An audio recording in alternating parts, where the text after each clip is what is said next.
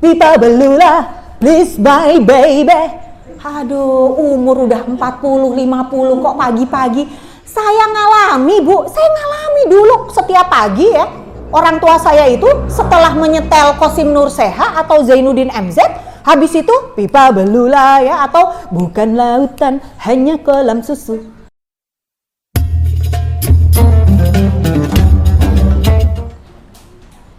Iya, terima kasih. Cek. Ya, terima kasih Ibu dan juga seluruh jamaah MT Azizah yang dirahmati Allah Subhanahu wa taala. A'udzubillahi minasyaitonirrajim. Bismillahirrahmanirrahim. Assalamualaikum warahmatullahi wabarakatuh. Alhamdulillahirabbil alamin. Assalatu wassalamu ala asrofil anbiya'i wal mursalin wa ala alihi washabbihi ajmain. Asyhadu an la ilaha illallah wa asyhadu anna Muhammadar Rasulullah. Allahumma sholli ala sayyidina Muhammad wa ala ali Muhammad. Rabbi shrah li sadri wa yassir li amri wahlul 'uqdatam min lisani yafqahu qawli. Amma ba'd. Alhamdulillah, yang saya hormati, yang saya sayangi Ibu Nining beserta seluruh jajaran kepanitiaan MT Azizah yang senantiasa dirahmati Allah Subhanahu wa taala. Semoga senantiasa berlimpah berkah dan rahmat dari Allah Subhanahu wa taala karena menjadi salah satu wasilah ya dalam thalabul ilmi, yaitu salah satu kewajiban kaum muslimin baik muslimah maupun muslim, yaitu thalabul ilmi atau menuntut ilmu. Hukumnya itu wajib ya. Bahkan Allah Subhanahu wa taala menjanjikan bahwa tentu saja orang yang berilmu itu akan diangkat derajatnya beberapa derajat lebih tinggi dengan orang yang tidak berilmu. Maka alhamdulillah pada pagi hari ini sekali lagi kita mengucap syukur alhamdulillah karena atas berkahnya dan rahmatnya Allah kita dimudahkan untuk berkumpul di thalabul ilmi yang berbahagia ini insyaallah.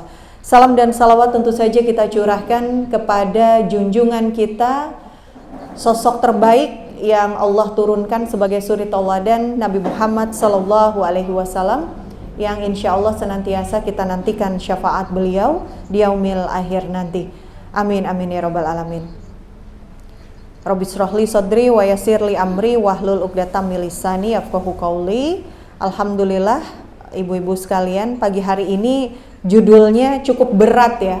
Walaupun secara praktek kita melakukannya minimal 5 kali dalam satu hari ya. Bahkan dalam satu kali sholat karena ada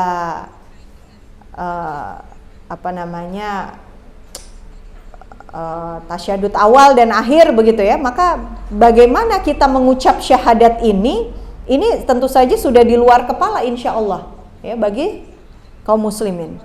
Tetapi apakah kita paham makna dan konsekuensinya? Nah ini yang akan kita bahas. Maka pagi hari ini judulnya adalah makna dan konsekuensi syahadat kita. Ini adalah kalimat yang selalu ya kita ucapkan setiap kali kita mengerjakan sholat, yaitu penegasan persaksian kita terhadap Rabb kita dan Rasul kita. Asyhadu alla ilaha illallah wa asyhadu anna Muhammadar Rasulullah. Bahkan pada saat baginda Rasulullah Shallallahu Alaihi Wasallam mendakwahkan Islam, ya ibu-ibu sekalian di Mekah. Nah ini kita baru saja memperingati Maulid ya. Bagaimana sih hukumnya memperingati? Lah ya mengingati itu boleh. Ini sedikit saja. Maka kita harus memahami sebetulnya bagaimana baginda Rasul itu menyebarkan Islam. Baik di fase awal ya, di fase Mekah. Ya kalau kita baca sirah nabawiyah ya Bu, kita mengenal bagaimana perjalanan baginda Rasulullah pada saat mendakwahkan Islam. Pertama-tama itu kan turunnya wahyu pada saat beliau umur 40 tahun ya di Gua Hiro. Kemudian beliau mendakwahkan Islam di Mekah selama 13 tahun. Apa yang beliau lakukan selama 13 tahun itu? Adalah menancapkan pemahaman tentang makna syahadat. Tauhid ya, kalau bahasanya teman-teman ya, sebagian ini hanya permasalahan perbedaan bahasa saja kalau saya memahami begitu ya. Tauhid ya.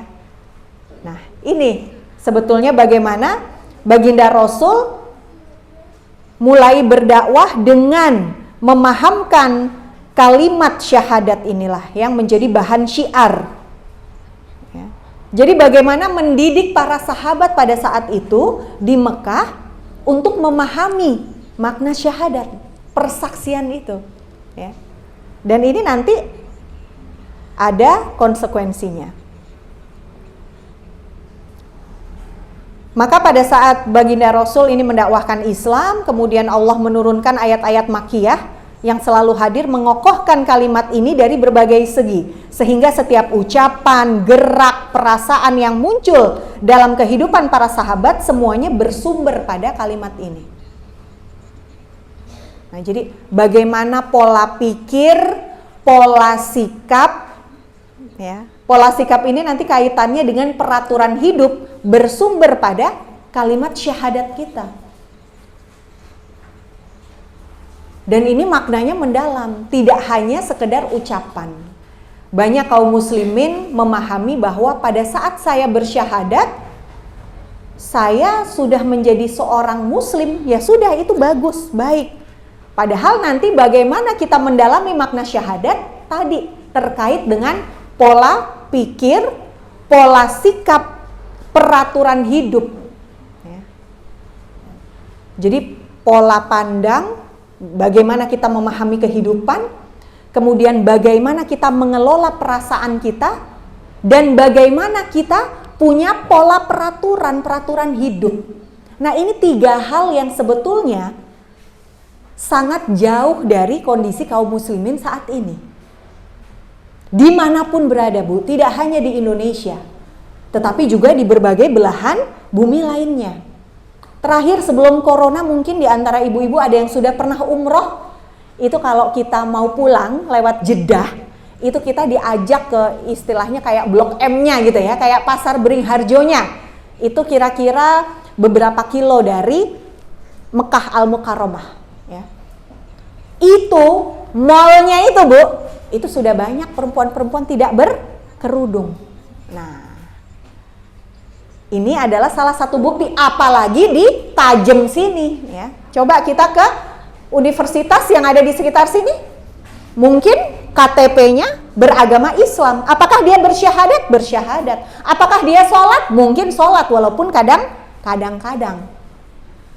Tetapi apakah dia memahami makna konsekuensi syahadat itu? Bahwa persaksian itu nanti ada kaitannya dengan bagaimana memandang kehidupan, bagaimana mengelola perasaan, dan bagaimana menerapkan peraturan kehidupan. Contoh, ada banyak muslimah dia bersyahadat, asyhadu alla ilaha illallah wa asyhadu anna muhammadar rasulullah, tetapi tidak kenal apa itu perintah menutup aurat misalkan. Ya. Akhirnya apa yang mereka jawab? Lah aku Islam kok, aku percaya karo Gusti Allah, tapi aku ora percaya kalau Allah itu memerintahkan julurkanlah jilbabmu, perintah menutup aurat di surat Al-Ahzab ayat 59, An-Nur 31. Sama seperti banyak orang beragama Islam tetapi tidak percaya kepada syariat Islam. Nah, syariat ini apa? Syariat ini peraturan hidup. Ya. Jadi peraturan hidupnya tanpa dia sadari, ya ada yang sadar tapi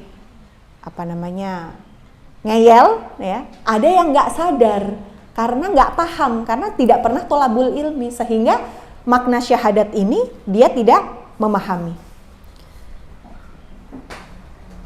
Kemudian kita masuk ke definisi syahadat. Asyhadu itu berarti saya bersyahadat.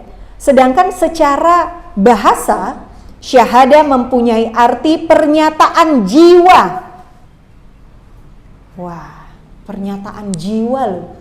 Jadi harus sadar. Nah ya, maksudnya pernyataan jiwa ini secara raga ya, kadang-kadang kita ngomong nih antara sadar dan nggak sadar nih gitu ya. Nah ini namanya bersyahadat itu adalah pernyataan jiwa, artinya harus sadar. Kemudian syahada ini juga berarti janji, al-wa'du. Wah, janji loh ternyata. Asyhadu alla ilaha illallah wa asyhadu anna muhammadar rasulullah. Ini mengandung janji. Janji apa? Nanti kita bahas.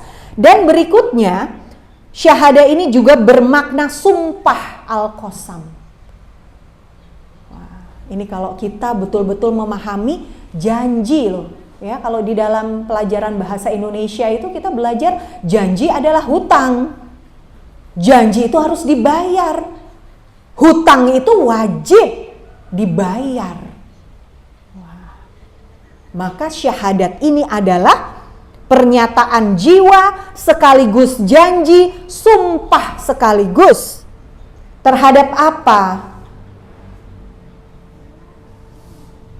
Nah, dan sampai kapan ya? Pernyataan janji dan sumpah ini tidak hanya berlaku pada detik diucapkannya, tetapi juga berlaku mengikat sepanjang hayat yang menuntut pembuktian dari orang yang bersyahadat tersebut. Ya, maka ketiga-tiganya sekaligus, bukan main-main ya Bu ya. Pernyataan sekaligus janji sekaligus sumpah.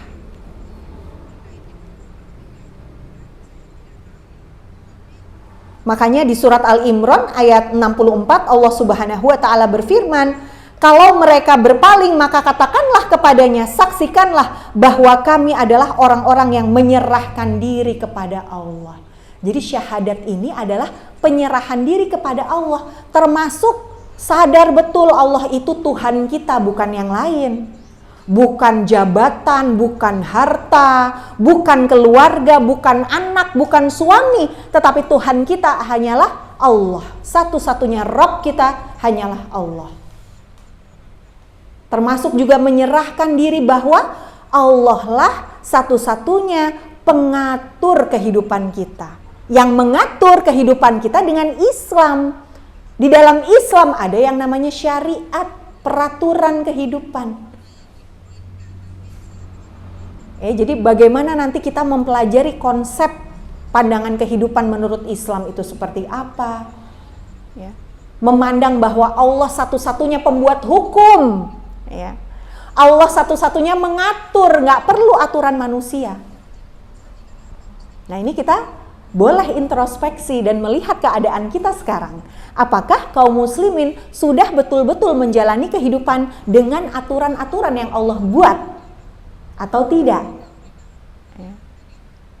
Banyak sekarang anak-anak muda kita cara berpakaiannya itu nggak kenal dengan aturan Allah ya Bu. Ini baru bicara soal cara berpakaian.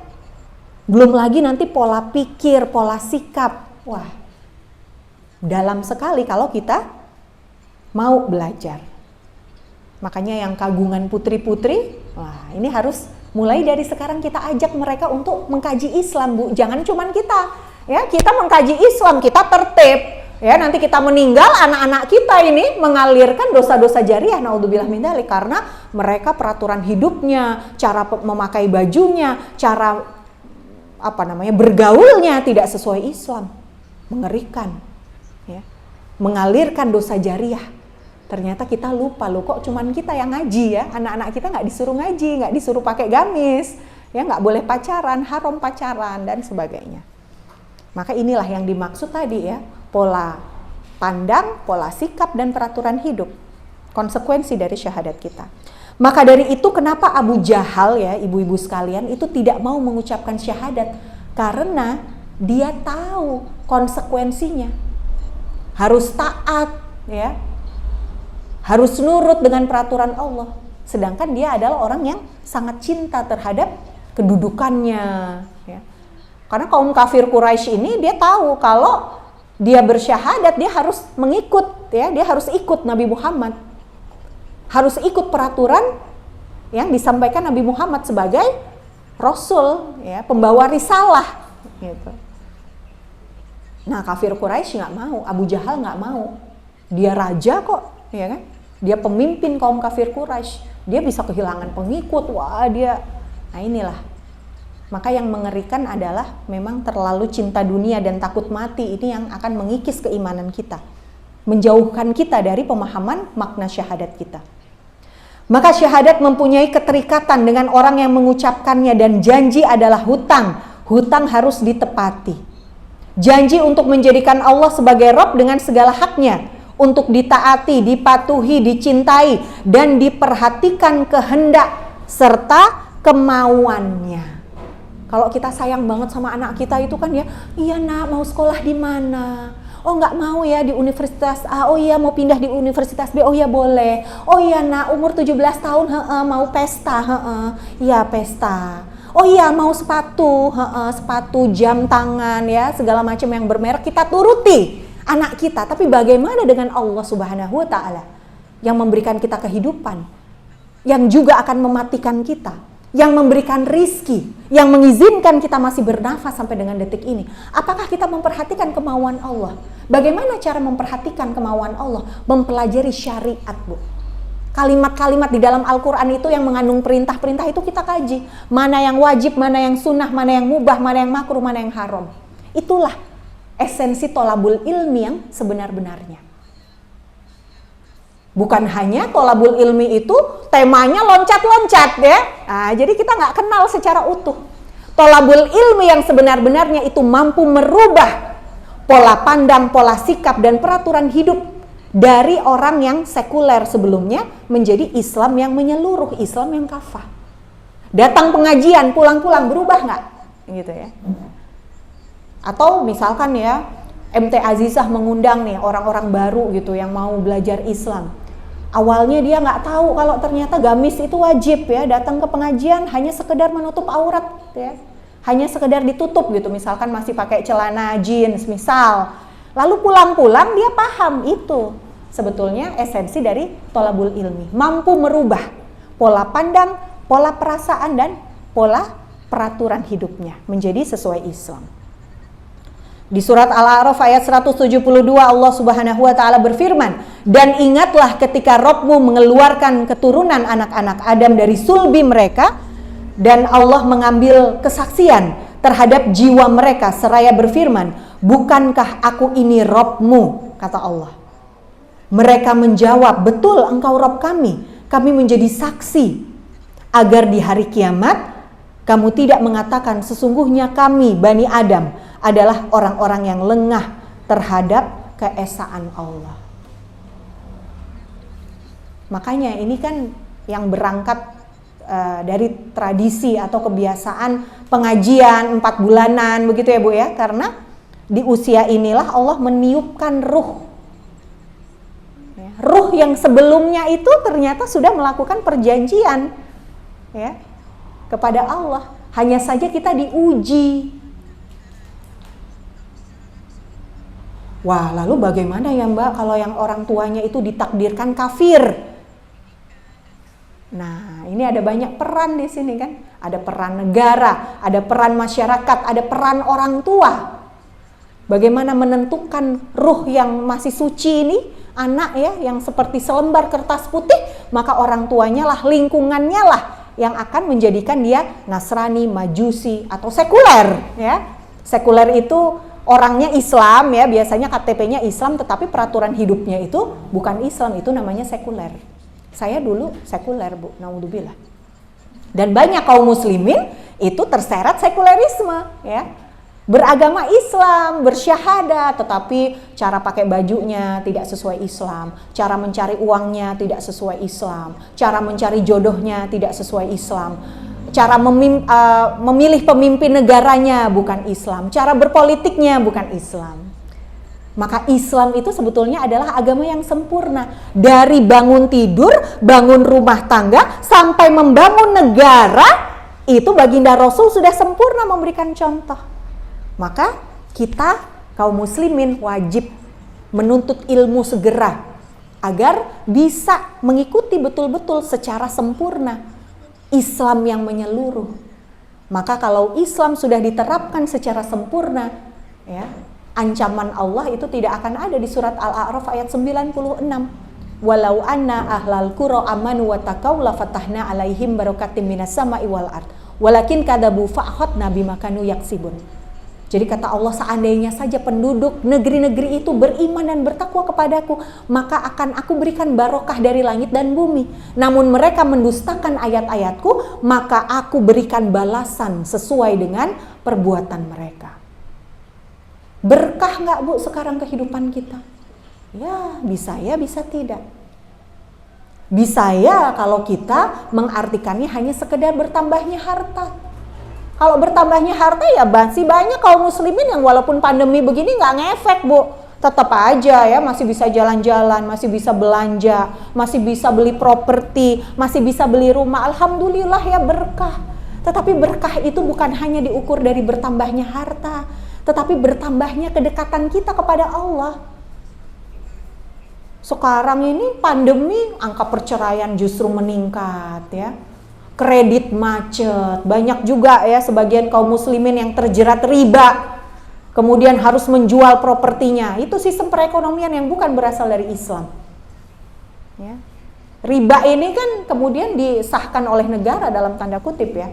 Karena peraturan pemimpinnya itu juga istilahnya melegalkan hal-hal yang sebetulnya diharamkan oleh Allah. Akhirnya apa yang susah masyarakat itu sendiri? Pergaulan bebas. Selama pandemi, angka hamil di luar nikah meningkat. Akhirnya KUA itu kalau diwawancarai oleh para wartawan itu angka nikah muda menjadi meningkat karena banyak kasus kehamilan di luar nikah akibat pandemi.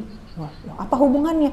Pandemi nggak ke sekolah, pacaran neng omah, ihi gitu ya. Naudzubillah. Padahal Bu, ancaman Allah ya. Suatu negeri yang banyak dilanda gempa bumi dan banjir itu akibat dosa besar, diantaranya adalah riba dan zina. Naudzubillah. Tidaklah penyakit menular ya, itu menyebar selain akibat adanya dosa-dosa besar. Mengerikan. Apakah dosa-dosa besar itu dilakukan oleh kaum muslimin saat ini?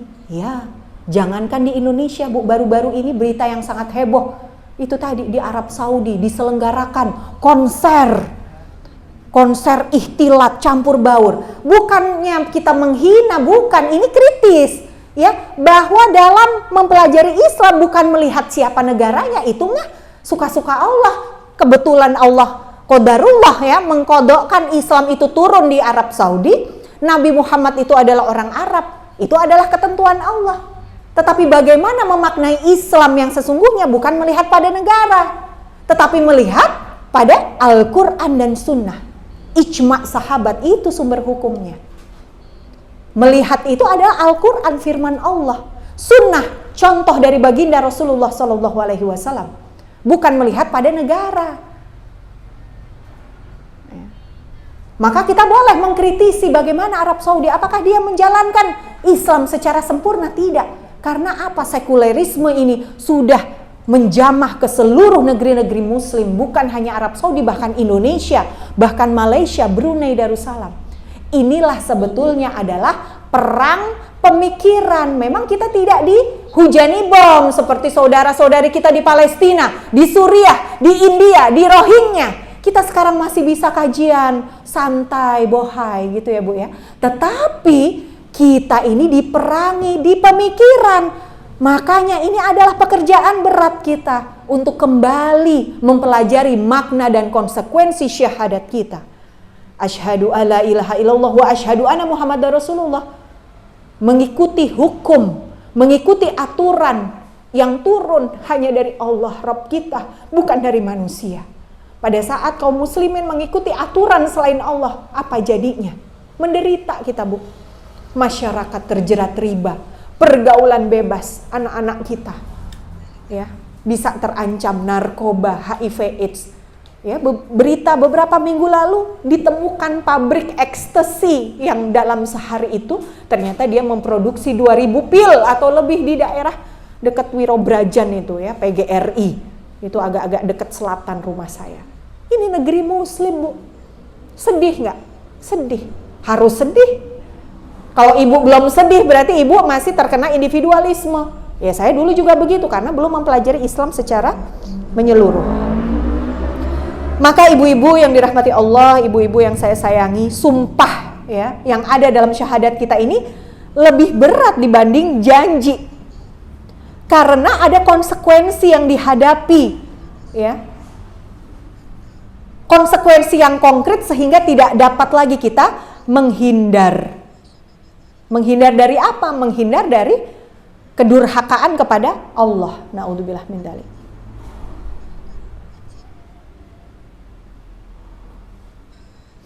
Di dalam surat Al-Imran ayat 85 Allah Subhanahu wa taala berfirman, barang siapa mencari agama selain Islam, maka sekali-kali tidaklah akan diterima agama itu daripadanya dan dia di akhirat termasuk orang-orang yang merugi. Maka jangan sampai kita merugi.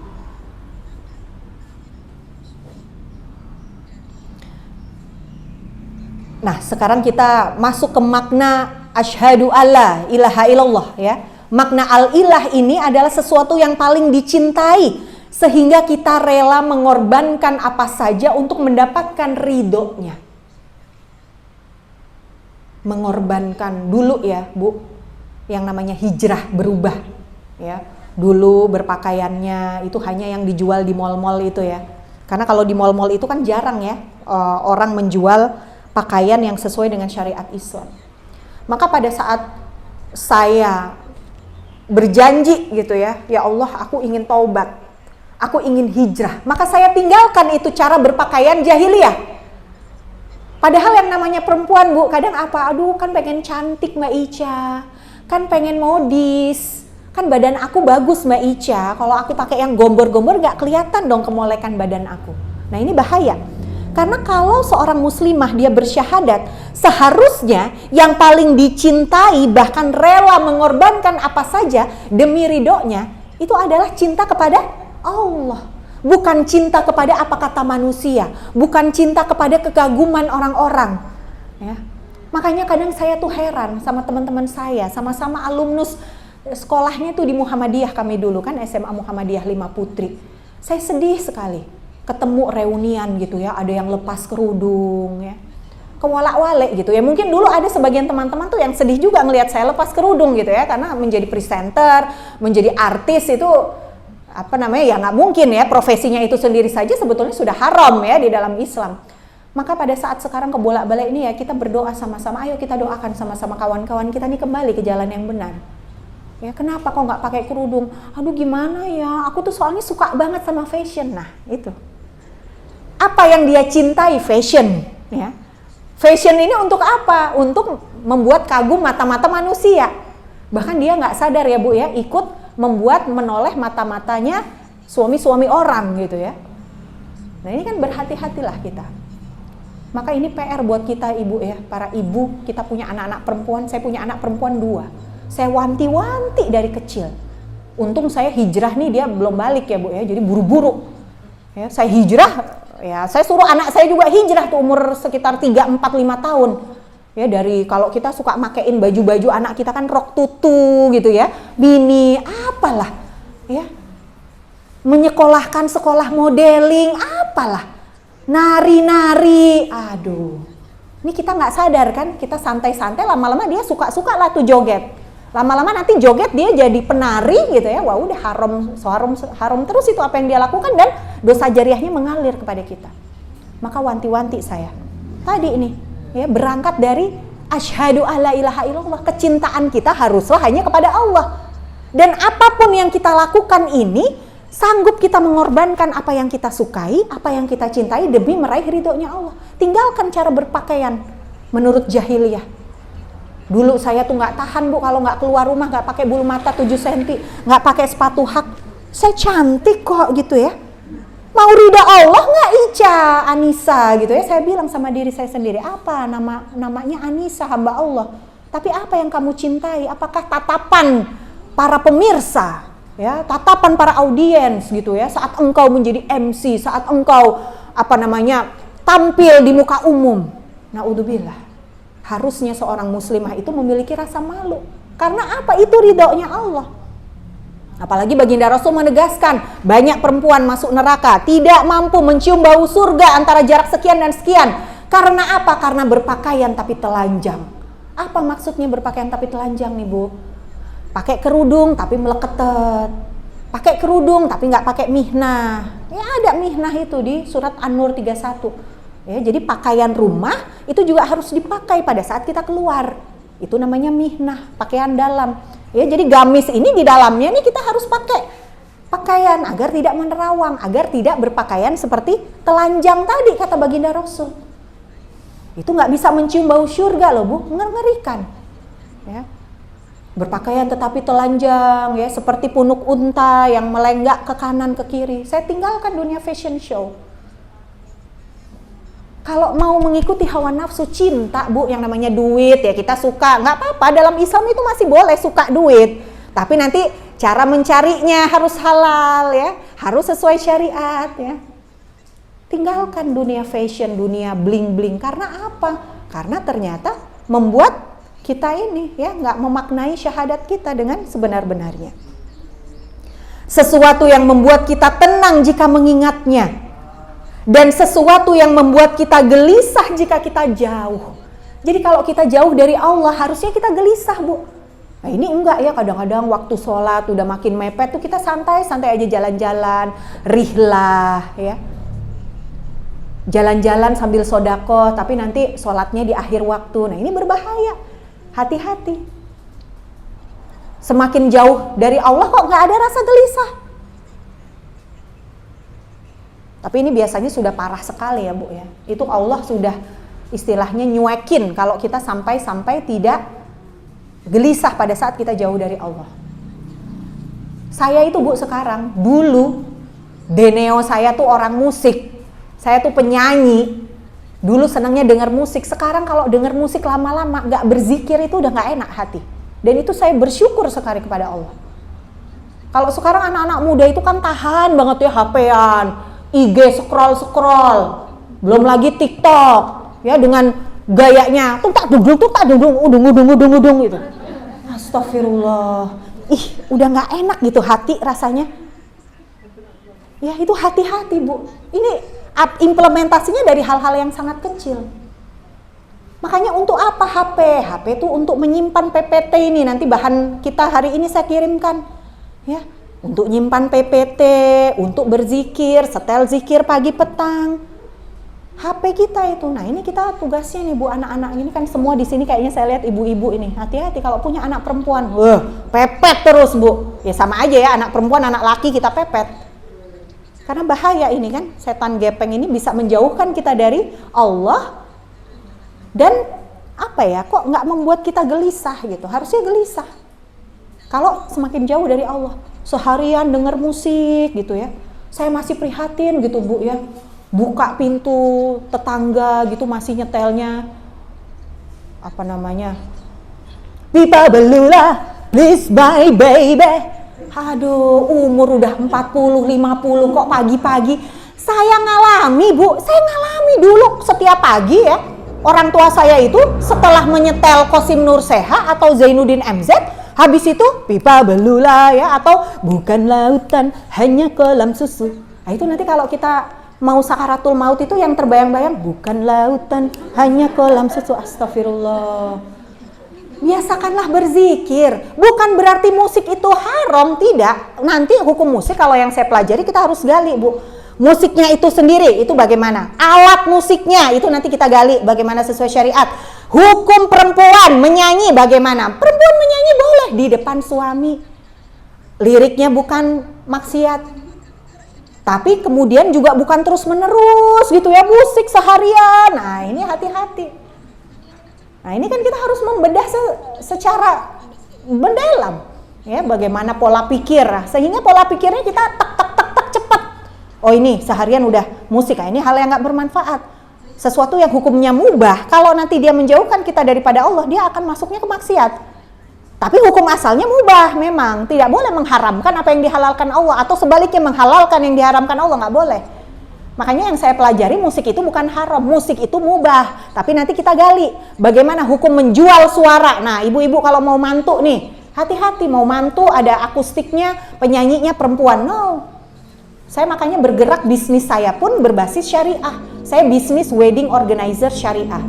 Jadi barang siapa ibu-ibu yang mau membuat walimah urs itu kan adalah sunnah. Dicontohkan oleh baginda Rasul. Ya, kalau ada orang menikah, kabarkanlah kepada kaum muslimin setidaknya memotong satu kambing. Artinya memang diperintahkan oleh baginda Rasul, nggak apa-apa dibuat syukuran untuk mengabarkan. Tetapi harus yang sesuai syariat. Makannya harus duduk. Kalau ada hiburan, maka nyanyiannya bukan maksiat. Ini akustik tapi lagunya apa namanya? Ku selingkuh saja, cinta satu malam, haram. Karena liriknya mengandung maksiat. Yang nyanyi perempuan, dibayar, nah haram. Karena tidak boleh perempuan menjual suaranya untuk maksiat. Tetapi apakah perempuan boleh bernyanyi? Boleh. Di depan suami, tutup pintunya. Wana bin idi mahdatai, dan seterusnya ya, saya nggak hafal. Bahasa Arab masih belajar. Nah itu contoh. Nah jadi Islam ini sungguh detail Bu, sungguh sempurna. Maka rugi kalau kita tidak menggalinya secara mendalam. Kita belajar. Makna al-ilah tadi kembali lagi, yaitu adalah ketika kita tenang ya saat mengingat Allah dan membuat kita gelisah jika jauh darinya. Nah, tetapi hati-hati. Tadi materi maupun imateri bisa menjadi ilah kita kalau kita tidak mempelajari kembali syahadat kita. Banyak orang menjadikan hawa nafsunya sebagai ilahnya. Ya, jadi aduh gelisah nih, yuk ke clubbing gitu ya. Nah, ini hati-hati. Jedang-jedung kok dengan jedang-jedung kok merasa tenang. Nah, ini hati-hati.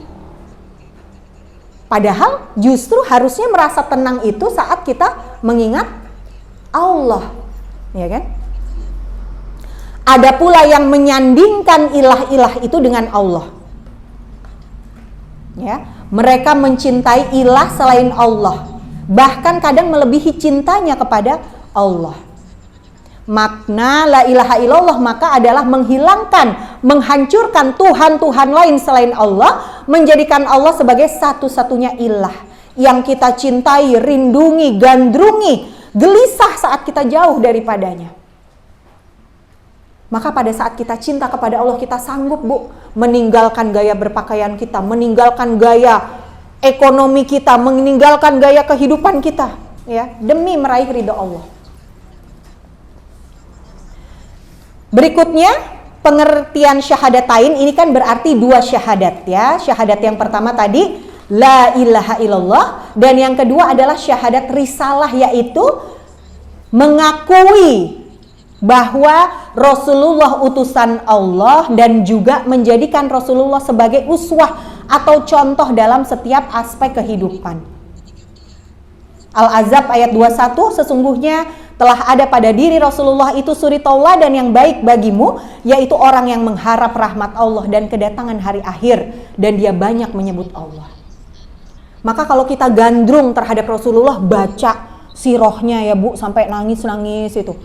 Kalau sekarang saya sedang mempelajari bagaimana kok baginda Rasul itu mampu mendidik para sahabat sampai kok tauhidnya itu bisa lurus, ya syariatnya itu bisa lurus, ya sampai saya itu sangat kagum terhadap salah satu sahabat baginda Rasulullah, yaitu bernama Mus'ab bin Umair.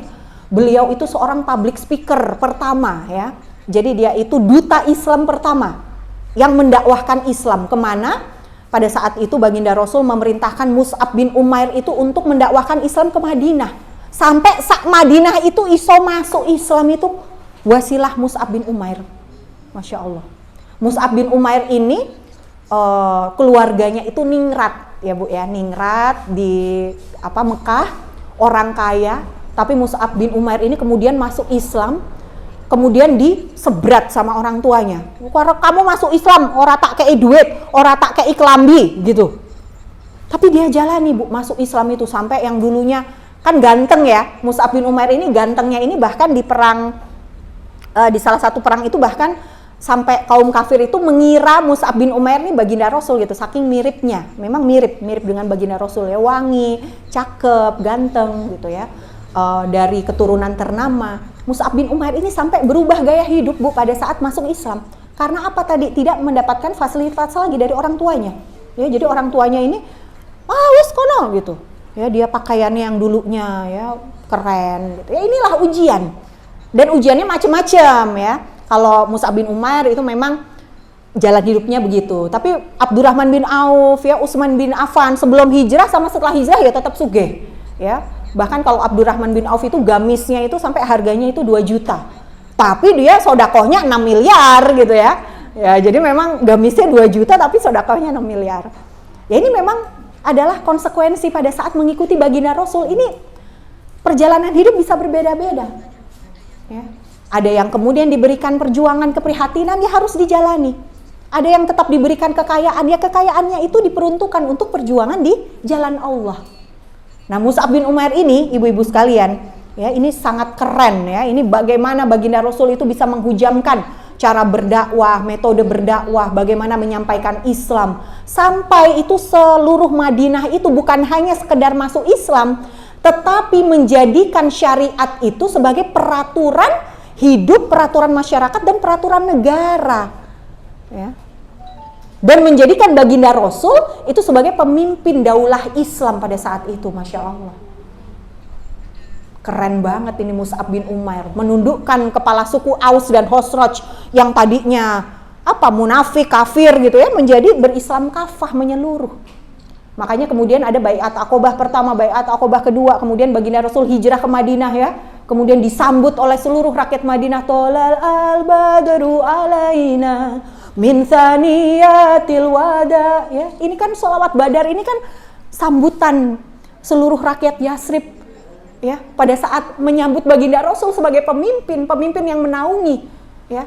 Maka masyarakat itu sebetulnya kalau dia menggunakan Islam sebagai peraturan hidupnya, tentram ya, sejahtera. Tadi janjinya Allah surat Al-A'raf, barokah dari langit dan bumi. Kalau sekarang ini kan bisa dibilang ya kita nih berjuang kan Bu ya, walaupun ada yang masih rezekinya lancar pandemi, tapi sebagian kolaps ya, kolaps usahanya ya, ada yang harus menjual asetnya, tapi nggak apa-apa, balik lagi. Kalau kita kepengen ridho Allah ya, kita ingin meraih ridho Allah, tinggalkan yang haram. Dan saya bukan sekedar ngomong Bu, saya juga menjalani hijrah, meraih ridho Allah, tinggalkan lingkungan yang lama, tinggalkan cara berpakaian yang lama, tinggalkan riba. Nah dulu saya riba-ribaan juga ya, pengen bangun nih rumah lebih gede gitu kan, agunin tuh BPKB ya kan, pinjemnya 5 juta, aku udah ngembaliin 10 juta ya. Jahiliyah nih, hukum jahiliyah. Tinggalkan Bu, taubatan nasuha, Allah kasih rizki, langsung saya bayar itu riba saya. Naudzubillah, udah gak mau lagi. Hancur rumah tangga jadi panas ya gara-gara riba ya. Tapi ini ya hukum jahiliyah. Maka kembali membahas syahadat saja Bu, sebetulnya kita sudah akan ketemu. Oh alah, kurang opo toh sakjane awake dhewe iki kurang menerapkan syariat Islam dalam kehidupan bermasyarakat dan bernegara. Mungkin kalau keluarga kita sih sudah ya, kayak kalau saya gitu, ya sama keluarga ya sudah, kita nggak ada riba, nggak ada apa. Ya, tapi kan negara ini masih, masyarakat masih. Akhirnya ya ada di dalam sebuah ayat itu juga mengatakan bahwa azab itu tidak hanya menimpa orang-orang beriman, tetapi juga menimpa orang beriman yang hanya diam terhadap kemaksiatan. Nah ini berbahaya. Maka gabungan asyhadu alla ilaha illallah wa asyhadu anna muhammadar rasulullah itulah ya bentuk nyata yang harus kita pahami, mendekam dalam hati kita, yang menerangi pemikiran kita bahwa Tuhan kita Allah dan Nabi Muhammad adalah contoh yang harus kita ikuti dalam setiap langkah dan gerak kehidupan kita.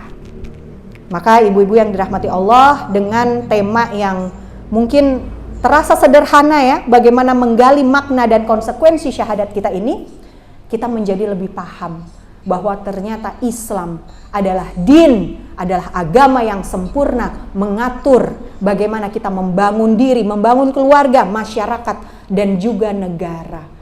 Dari memilih jodoh sampai memilih pemimpin itu pun ada di dalam Islam caranya. Tidak lain adalah dengan mengembalikan syariat untuk mengatur kehidupan kita, karena syariat hanya datang dari Allah, pemilik alam semesta, pemilik bumi dan seisinya termasuk Indonesia, Arab Saudi, semua ini milik Allah. Betapa sedihnya baginda Rasul melihat tanah suci ya, ada konser, lalu sekarang katanya normalisasi, modernisasi. Ya, hati-hati dengan kata modern, hati-hati dengan kata moderat. Apa yang dimaksud dengan modern? Saya dulu kurang modern apa? Saya aja kembali kok kepada Islam. Islam itulah modern sudah. Rahmatan lil alamin. Pakai kerudung panjang begini bukan kuno, ini adalah perlindungan, ini adalah modern yang sejati.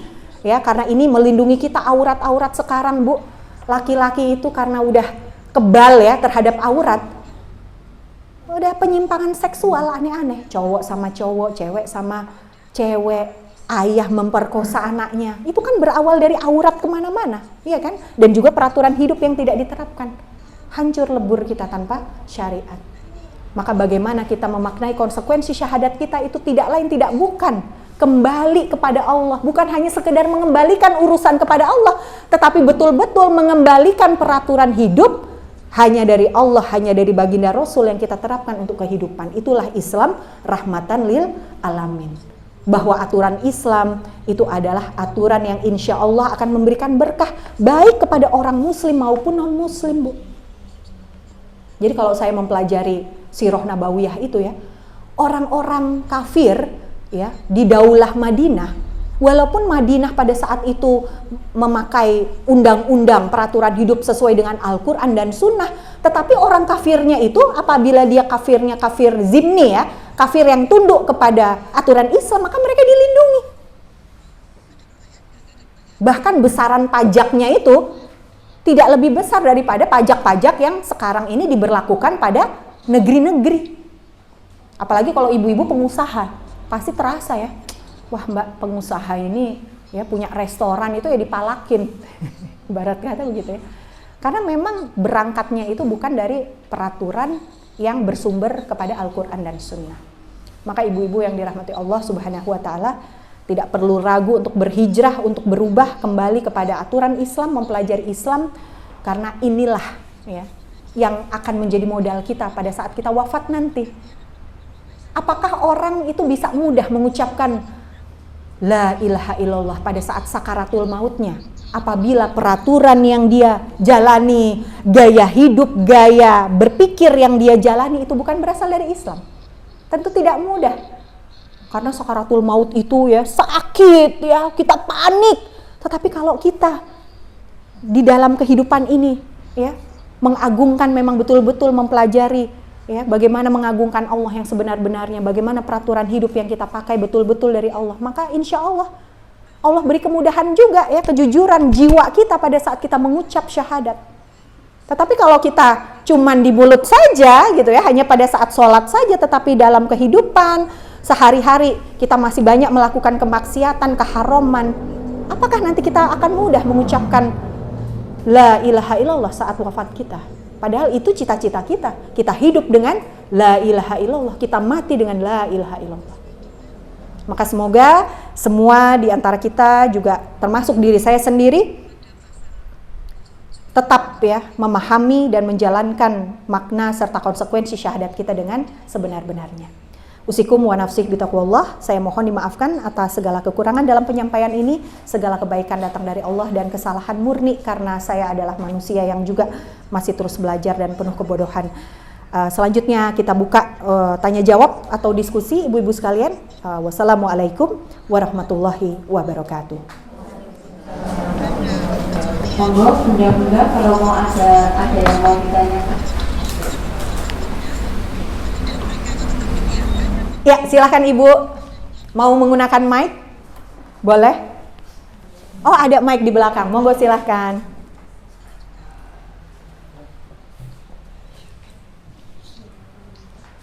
Kayaknya harus dimiringin gini nih, Bu. Itu teknik mic.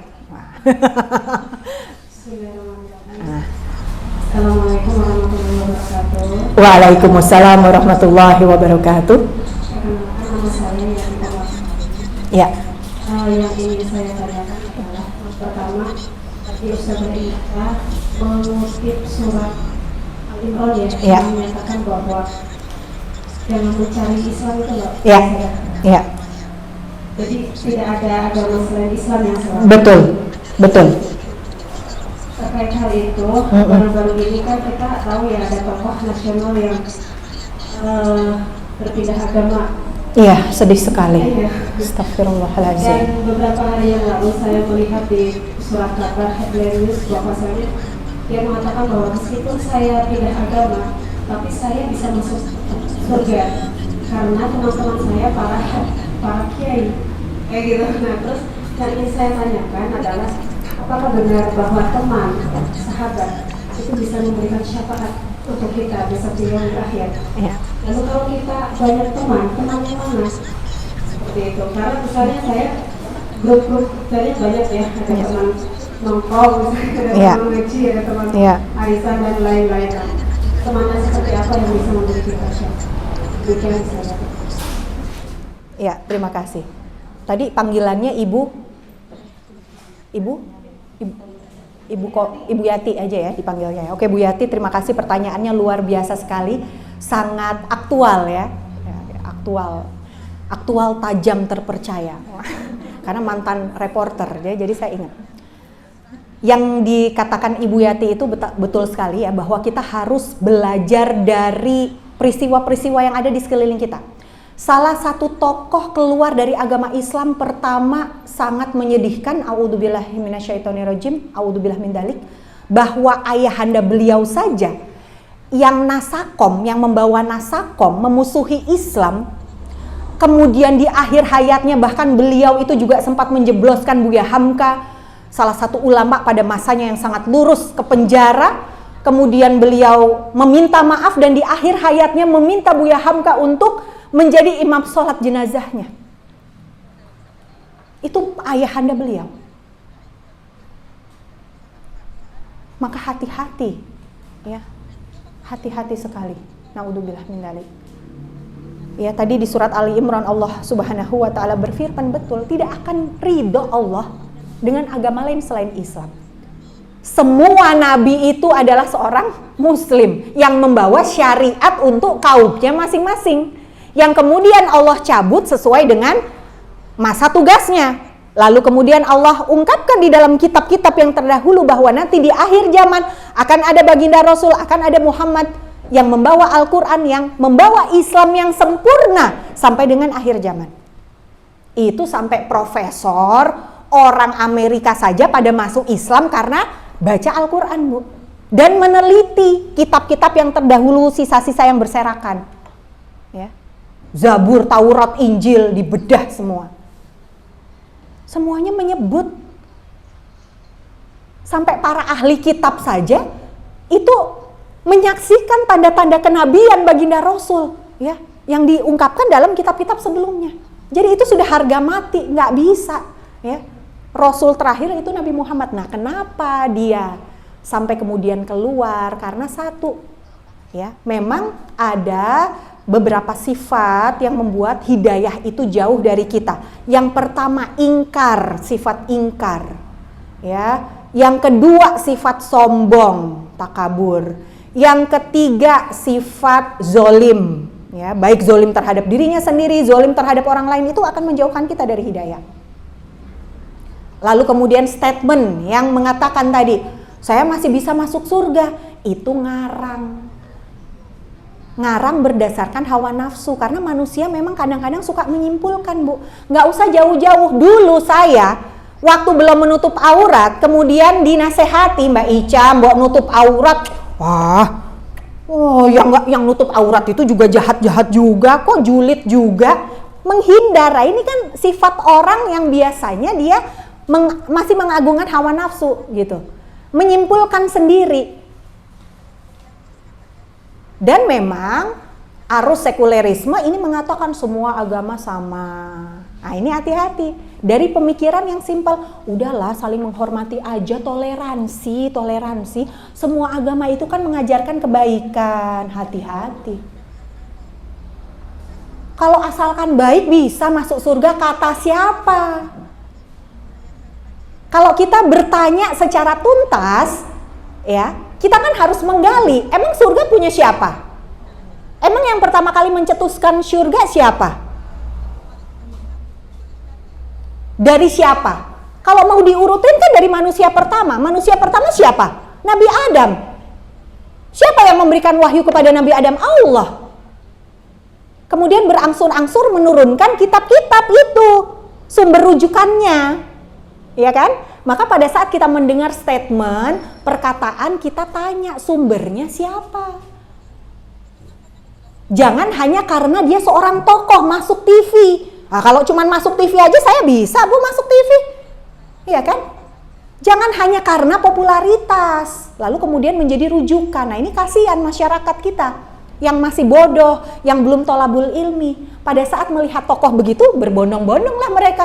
Wah, enak juga ya. Enak juga tuh dari dia, nggak harus pakai kerudung, nggak harus ini itu. Di dalam Islam mah banyak aturan, udahlah. Nah, kasihan kan?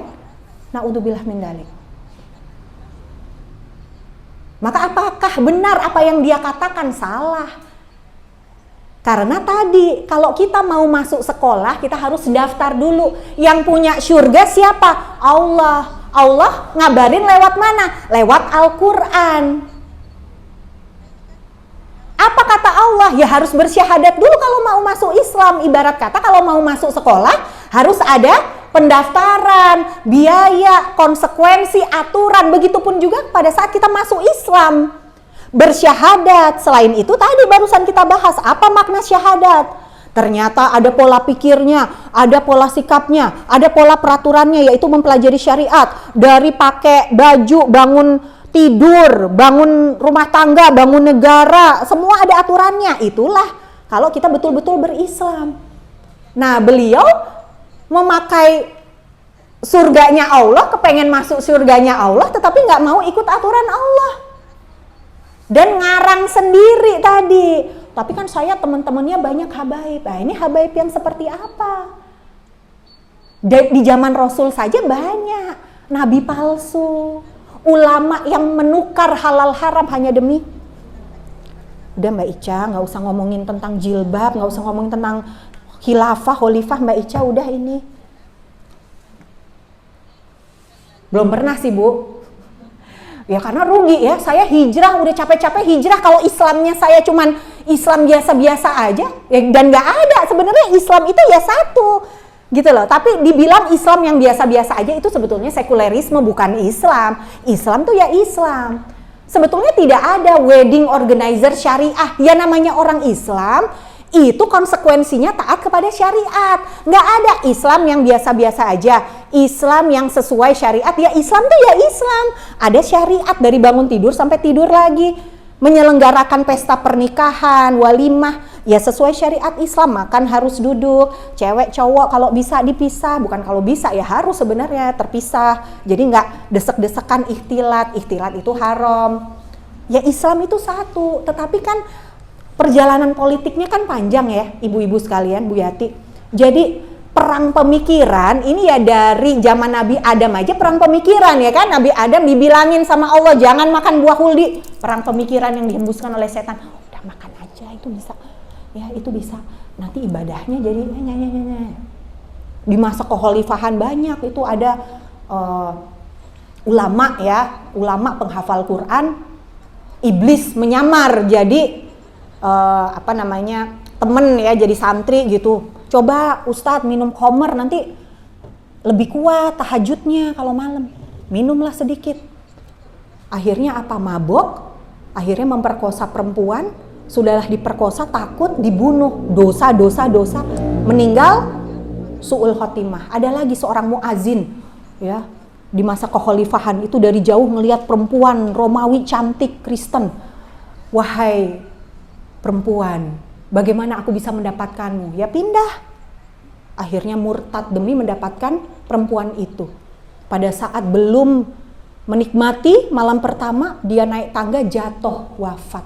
Dalam keadaan su'ul khotimah, dalam keadaan murtad dan pun belum mendapatkan kenikmatan dunia yang dia kejar tadi. Itulah perang pemikiran, hati-hati. Hari ini perang pemikiran itu dihembuskan lewat apa Bu? Lewat media. 4F, food, fashion, faith, film. Nah, anak-anak kita nonton film Joker. Tidak apa-apa jadi orang buruk, karena kan orang buruk itu adalah orang baik yang tersakiti. Ya raiso, di dalam Islam buruk ya buruk, baik ya baik. Kalau disakiti ya istighfar, minta maaf, diam dulu, memaafkan, itu Islam. Jangan nonton film Joker, kerasukan lagi. Apa lagi Bu film? Dilan, anak jalanan kumbang metropolitan, pelukan. Nggak apa-apa pacaran, itu kan pergaulan, malah aneh. Nggak punya pacar hari gini. Salah, pacaran itu haram. Memulai pernikahan dengan pacaran nggak barokah, dosa-dosa belum ditobati, nanti pernikahannya kacau. Hati-hati Bu, jangan boleh pacaran itu anak-anak. Hati-hati film apa yang ditonton. Fashion, model, bootcut, cut bre, alah, apa sih? Bulu mata anti badai, nomor 5633, 64. Nah, kawinan, nikahan, nganggo bulu mata, sholatnya mengko wae yo. Sholatnya mengko wae, iki aku wis dandan nih. Iki aku wis dandan, oh, nanti rusak iki. Foto prewedding belum sah. Padahal kerudungan gede, tapi prewedding, tiktokan. Astagfirullah. Hati-hati, ini perang pemikiran. Perang pemikiran, Bu. Nah, jadi tadi kalimat-kalimat tadi, aku tetap masuk surga karena kan aku orang baik, karena temanku habaib. Nah, teman yang bisa memberi syafaat adalah teman yang mengingatkan kepada Allah. Habaibnya mengingatkan pada Allah nggak, malah ora, malah ya wes rapopo toleransi. Nah, jangan tertipu. Karena yang namanya ulama itu ada dua, Bu. Ada ulama titik, ada ulama su. Ulama su itu memutarbalikan ya halal haram karena apa? Karena kekuasaan, karena fulus. Sahabat baginda Rasul mempertahankan syahadat itu bertaruh nyawa loh, Bu. Diancam sama Abu Jahal, Abu Lahab, Sumayyah, syahid pertama, ditusuk dia karena lepaskan syahadat, rasah melu Muhammad. Ora, hidup matiku asyhadu alla ilaha illallah wa asyhadu anna Muhammadar Rasulullah. Jus mati. Ini bukannya saya ngajarin terus, bukan ya, bahwa nggak boleh gitu ya menjual akidah kita, keyakinan kita itu karena apa ya, karena fulus. Nah, itu nggak ngerti kenapa kok bisa bicara begitu gitu. Mungkin beliau kurang sabar aja gitu ya. Ya memang menghina syariat Islam sih, karena dulu beliau itu kan di masa yang lalu pernah ya konde lebih indah dari hijab gitu kan, menghina syariat Islam. Saya juga seneng kok Bu konde, saya seneng dandan ya, tapi gimana saya kepengen surga gitu ya, ya saya tinggalkan. Nah itu kalau sudah menghina bina itu sombong. Nah sifat sombong kalau komplitnya Bu sebetulnya ada 12 sifat yang akan menjauhkan kita dari hidayah, naudzubillah. Ya, tetapi yang 3 saya ingat itu ya, sombong, takabur, kemudian zolim, ingkar ya, itu sifat-sifat yang menjauhkan kita. Kalau kita nggak ngerti lebih baik diam dulu, dengarkan. Atau saya nggak paham deh, coba deh jelasin lagi. Ya, dulu saya belajar syariat itu saya sebel Bu rasanya. Kok aku nggak paham ya gitu. Apa sih coba ustazah, coba saya dengarkan gitu. Tapi saya dalam hati saya nggak benci. Saya dalam hati tuh saya oke, ini karena kebodohan saya nggak ngerti. Tapi saya nggak boleh benci ini kebaikan, tapi saya hanya belum paham. Naudzubillah. Makanya mungkin dia karena mungkin ada kemarahan ya dalam dirinya ya, malah jadinya ditutup begitu. Nah, kembali tadi, teman yang mampu memberi syafaat itu adalah teman yang mengingatkan kita kepada Allah. Maksudnya mengingatkan kita kepada Allah tuh apa? Iya, mengajak mempelajari syariat, ya, ngajak ke pengajian. Pengajiannya juga bukan yang pengajian cuman kumpul-kumpul doang ya Bu ya, betul-betul mengkaji ilmu gitu loh. Gitu, itu teman ya. Ya karena memang ada ayatnya ya. Di akhirat kelak istri lari dari suaminya, anak lari dari ibunya, sahabat saling bermusuhan apabila pada saat di dunia mereka tidak mengingatkan kepada Allah. Maka statement beliau itu salah semua Bu. Mesake sakjane ya. Saake tenan. Naudzubillah. Yes, kacau ya. Sudahlah murtad, disebar-sebarkan, akhirnya menyesatkan kaum muslimin yang mungkin masih ya belum tolabul ilmi ya, belum masih ya begitulah gitu. Itulah ya, jadi hati-hati dengan redaksi-redaksi yang dihembuskan di dalam media maupun tokoh-tokoh ya, karena memang kita sekarang ada di era Ghazal Fikr, yaitu perang pemikiran. Tadi kan food, fashion, film, faith, keyakinan. Nah ini keyakinan juga aneh ya. Kemarin saya lihat tuh di Instagram Reels ya, di Reels.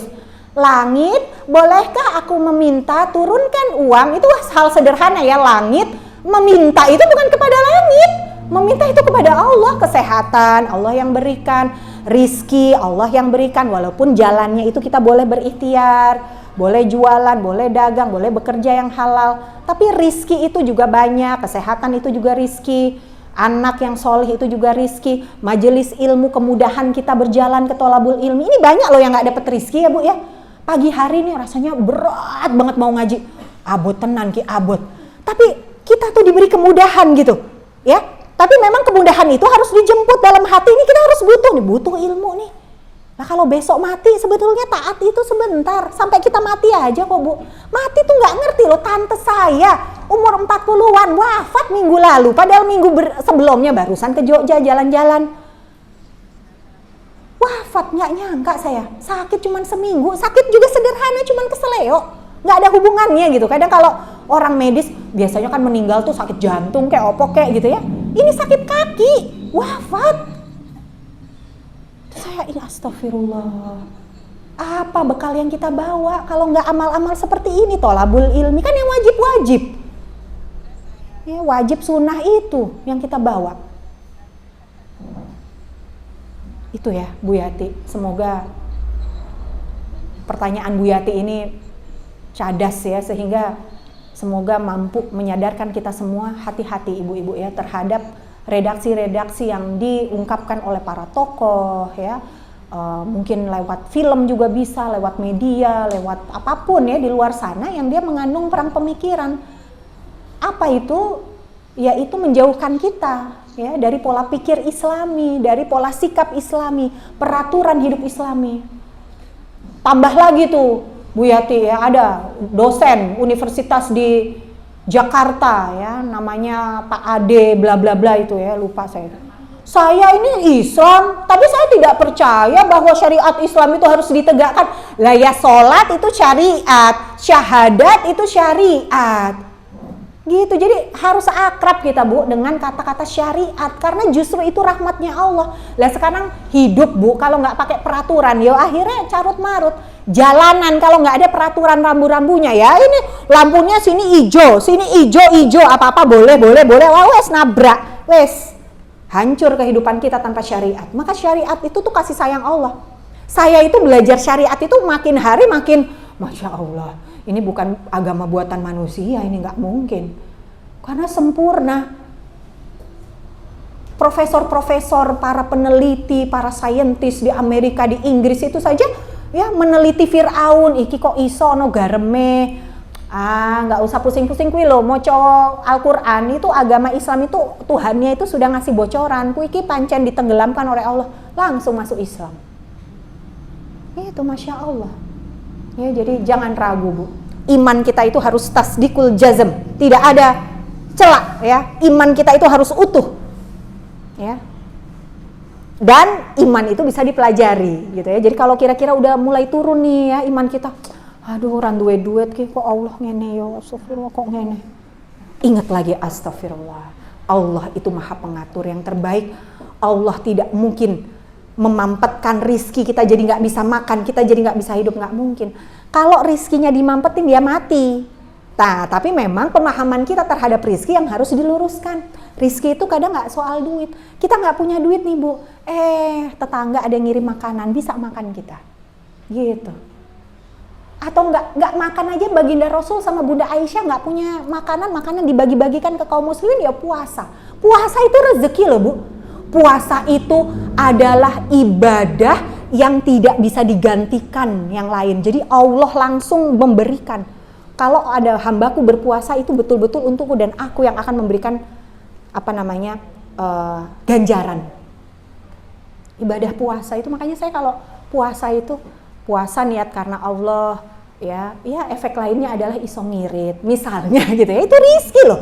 Ada orang tuh yang disuruh puasa aja berat banget. Padahal sehat, uangnya banyak, raiso poso. Berarti malah rizkinya itu nggak berkah gitu kan. Nah, gitu. Jadi ya kita harus membetulkan pemikiran kita. Semoga terjawab Bu Yati, insya Allah. Silahkan yang lain kalau masih ada pertanyaan, monggo.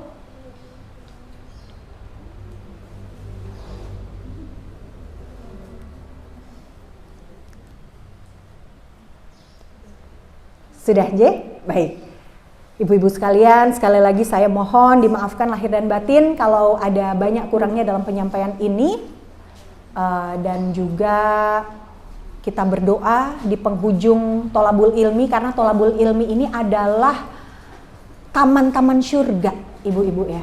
Taman-taman syurga itu dihadiri oleh ribuan malaikat yang turut mengaminkan doa kita. Mari kita berdoa bersama-sama memohon kepada Allah. Bismillahirrahmanirrahim. Ya Allah, ya Rabbana, berikanlah kami kemudahan untuk terus mengkaji Islam yang menyeluruh ya Allah. Mudahkanlah kami menyampaikan kebenaran kepada sahabat kami di luar sana yang masih terjerat sekulerisme, yang masih belum mau datang ke pengajian ya Allah. Mudahkanlah hati mereka, mudahkanlah langkah kaki kami semua ya Allah untuk bertolabul ilmi, mengkaji Islam secara menyeluruh, secara kafah. Ya Allah, ya Rob, karuniakanlah kepada kami suami, pasangan kami, anak-anak kami, cucu, keturunan-keturunan kami yang solih dan solihah ya Allah. Jadikanlah kami satu keluarga memiliki visi yang sama ya Allah, yaitu meraih ridho-Mu. Hidup bersama tidak hanya di dunia tetapi juga sesyurga ya Allah, dunia dan akhirat. Ya Allah, ya Rabbana, berikanlah kami kemudahan dalam menyelesaikan segala kewajiban kami ya Allah. Berikanlah kami kemudahan dalam meninggalkan segala keharaman yang Kau larang ya Allah.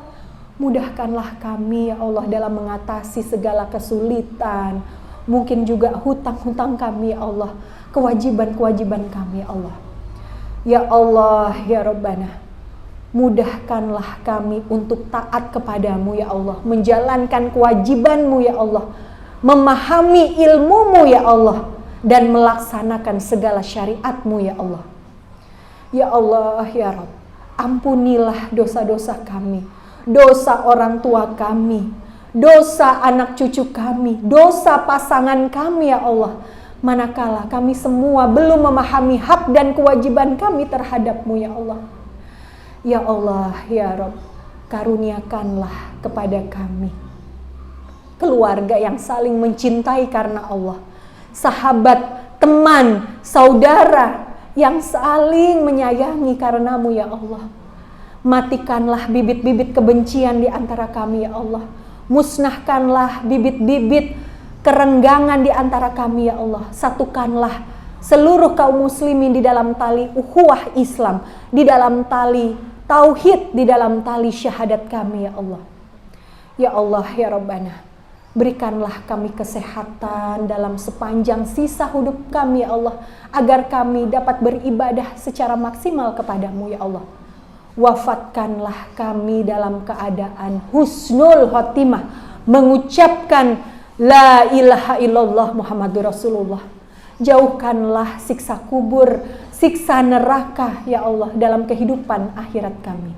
Rabbana atina fid dunya hasanah wa fil akhirati hasanah wa qina adzabannar. Subhanakallahumma wa bihamdika asyhadu alla ilaha illa anta astaghfiruka wa atubu ilaik. Wassalamualaikum warahmatullahi wabarakatuh.